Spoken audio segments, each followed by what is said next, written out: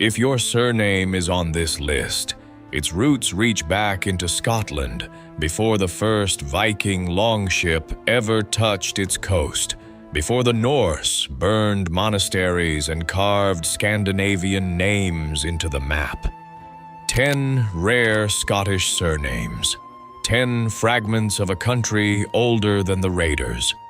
Stay until number 1, because that name belongs to a Pictish king who gave up his throne, watched his kingdom collapse, and came back to take it again. Subscribe to Surname Ledger. Number 10. Dalziel. It is written Dalziel, but the traditional Scottish pronunciation sounds closer to DL. The difference comes from an older alphabet. The letter that now looks like a Z once represented a Scottish character called Yog. Printing changed the spelling, but the sound survived. The surname came from lands in the Clyde Valley and is usually linked to Gaelic words meaning the white or bright field. If your name is Dalziel or Dalzell, your surname preserves an ancient Gaelic landscape and a letter modern English lost centuries ago. And the next name was once used to mark another people as outsiders. Number 9. Galbraith. Galbraith comes from the Gaelic expression Gal Brittonic, often interpreted as foreign Briton. How could a Briton be foreign in Britain? Because early Scotland was not one people.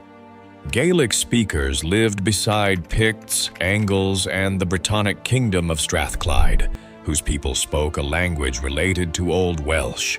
To the Gaels, those Britons were culturally different, even if their families had lived there for generations.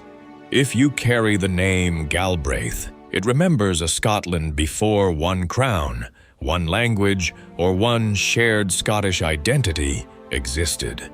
You've almost certainly seen this name recently, without realizing its roots go back this far.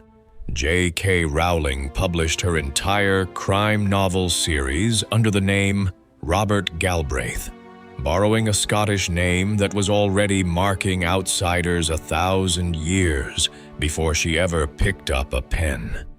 The next surname comes from one of the most important places in Pictland. Number 8. Abernethy.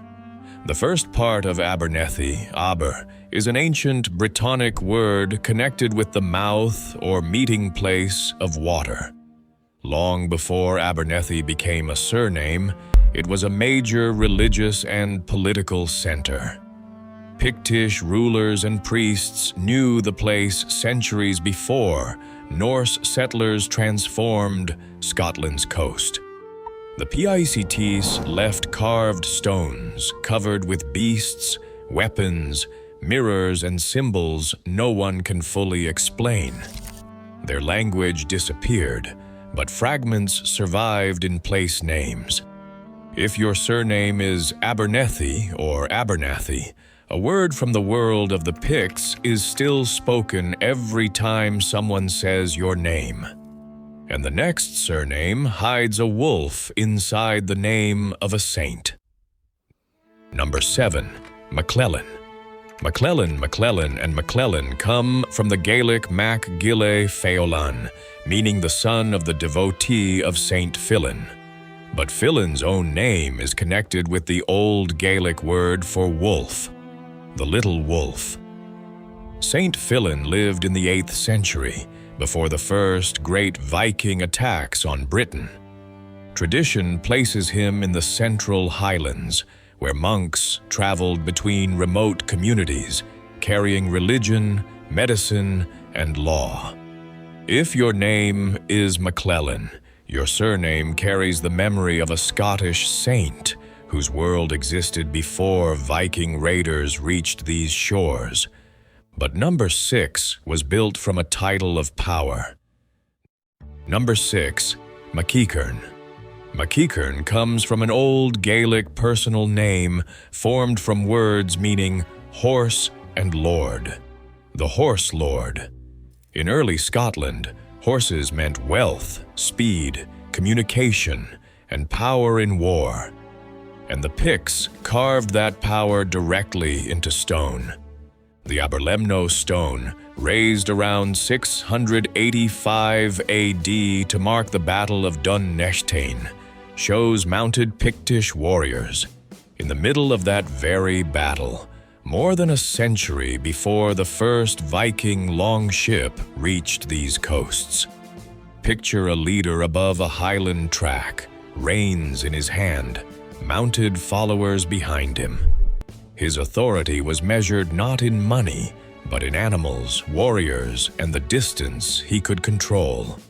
If your surname is MacEachern or MacEachern, your name preserves the image of a man remembered as Master of the Horse, in a Scotland where that mastery was already carved in stone before the Vikings ever arrived. If any of that just clicked for you, go ahead and subscribe. There are still 5 names left, and they only get older from here. And the next name may contain a forgotten king inside an ancient fort. Number 5. Carruthers. Carruthers comes from lands in Dumfriesshire and is usually linked to a Brittonic place name beginning with Caer, meaning fort. The second part may preserve the personal name Rhydderch, the fort of Rhydderch. Rhydderch was also the name of a powerful 6th century ruler associated with Strathclyde. We cannot prove the Carruthers lands were named for that exact king, but the language inside the surname is unmistakably old. If your name is Carruthers or Carruthers, your surname may lead back to the lost Brittonic kingdoms of southern Scotland. Now we move into the top 4. Number 4. Macquarie. Macquarie and Macquarie come from the Gaelic Mac Gwaire, meaning the son of Gwaire. Gwaire was an old personal name associated with pride or nobility. The name belonged to the Gaelic world connecting western Scotland with Ireland. In those centuries, the sea was not a border. It was the road. Warriors, monks, and royal families crossed between Ireland and Argyll, building the early kingdom of Dal Riata before the Viking Age. If your name is Macquarie, your surname still carries an ancient word for the noble one.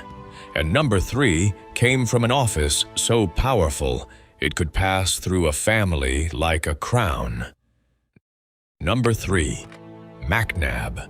Macnab comes from the Gaelic Mac an Abba, meaning the son or child of the abbot. Today, an abbot sounds like a quiet religious figure. In early Scotland, he could control land, cattle, sacred relics, and the loyalty of entire communities. The abbots of Iona, a monastery founded in 563 AD, held exactly that kind of authority for more than 2 centuries before Norse raiders ever targeted the abbey itself in 795, one of the very first Viking attacks recorded on Scottish shores. Some religious offices became tied to powerful families. The abbot was not separate from politics. He could stand at its center. Clan tradition connects the Macnabs with the abbots of Glendochart, although the exact family line cannot be proven from the surname alone. If your surname is Macnab or MacNab, it remembers a time when spiritual authority and family power were almost impossible to separate, long before Scotland's monasteries became a Viking target. Number 2, MacAlpine. And now the final 2, and they belong to the same forgotten war. Only 2 names left, and they're the pair worth staying for. So give Surname Ledger a subscribe before we get into them, because what comes next reframes everything you've just heard. MacAlpine, MacAlpine, and MacAlpine come from the Gaelic Mac Ailpine, meaning the son of Alpine. Most people who recognize this name think of Kenneth MacAlpine, the 9th century king credited with uniting Picts and Gaels into a single kingdom. But Alpin was already a royal name a full century earlier than that, tied to a fight for the Pictish throne that predates any Viking raid on these shores. If your name is MacAlpine, you're carrying a name that was already royal and already fought over before Viking sails ever appeared. What that fight actually looked like is where this list ends. Number 1. MacNaughton. MacNaughton, MacNaughton, and MacNaughton come from the Gaelic Mac Nechdane, the son of Nechtan. Nechtan was one of the great royal names of Pictland. In the early 8th century, King Nechtan mac der Ile ruled much of northern and eastern Scotland. Then he did something almost no king would dare to do. He gave up his throne and entered a monastery. But the kingdom he left collapsed into civil war. Drest seized power. That same Alpin from number 2 overthrew him. Another rival rose against Alpine in turn. Kings were defeated and driven from power, one after another. Then Nechtan returned. The former king left religious retirement and briefly reclaimed the throne he had surrendered. All of this happened before the Viking Age began. If your surname is MacNaughton, it preserves the name of a Pictish king who ruled, walked away, and returned when his kingdom began to fall apart. 10 surnames, 10 fragments of pre-Viking Scotland. Dalziel preserves a lost letter. Galbraith remembers the divide between Gaels and Britons. Abernethy carries a word from Pictland. McClellan holds the name of an 8th century saint. McKeekern remembers the Horse Lord. Carruthers points toward a Brittonic fort. Macquarie carries an ancient word for nobility. MacNab preserves the power of the abbots. MacAlpine and MacNaughton carry two sides of the same royal war, fought a century before the first Viking sail was ever seen from these shores. Your surname cannot reveal every person in your family tree, but it can preserve the language they spoke, the land they occupied, the saints they followed, and the rulers whose names survived long enough to become part of yours. So tell me in the comments, is your surname on this list? And if it is not, leave your Scottish surname below anyway. Its roots may be older than the clans, older than the Kingdom of Scotland, and older than the first Viking sail seen from its shores. Subscribe to Surname Ledger. Your name is not just something you inherited, it is a record that survived.